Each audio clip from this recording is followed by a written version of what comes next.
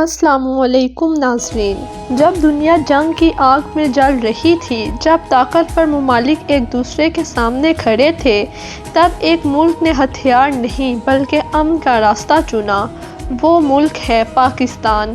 آج ہم بات کریں گے پاکستان کے اس تاریخی کردار کی جس نے ایران اور امریکہ جیسے دشمن ممالک کو ایک میز پر بٹھانے کی کوشش کی، ایک ایسا لمحہ جو شاید تاریخ بدل سکتا ہے۔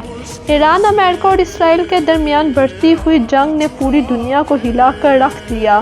ہزاروں جانیں ضائع ہوئیں، معیشت تباہ ہوئی اور عالمی امن خطرے میں پڑ گیا۔ ایسے میں دنیا کو ایک ایسے ملک کی ضرورت تھی جو جنگ نہیں بلکہ بات چیت پر یقین رکھتا ہو۔ ناظرین، پاکستان نے وہ کردار ادا کیا جو بڑے بڑے ممالک نہ کر سکے۔ اسلام آباد میں ایران اور امریکہ کے اعلیٰ وفود کا اکٹھا کرنا یہ کوئی عام بات نہیں تھی۔ پاکستان نے نہ صرف مذاکرات کی میزبانی کی بلکہ دونوں دشمن ممالک کے درمیان اعتماد کا پل بھی بنایا۔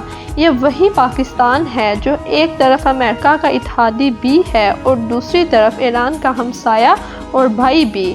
پاکستانی قیادت، چاہے وہ حکومت ہو یا فوجی قیادت، انہوں نے خاموشی سے وہ کام کیا جس کی گونج پوری دنیا میں سنائی دے رہی ہے۔ یہ صرف سفارتکاری نہیں، یہ امن کا مشن ہے۔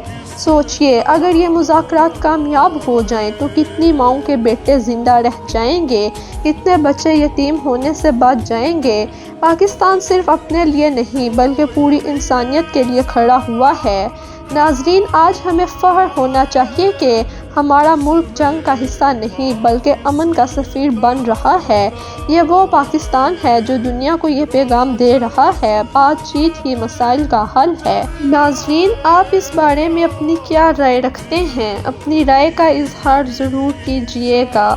ہم سب کا اللہ نگہبان۔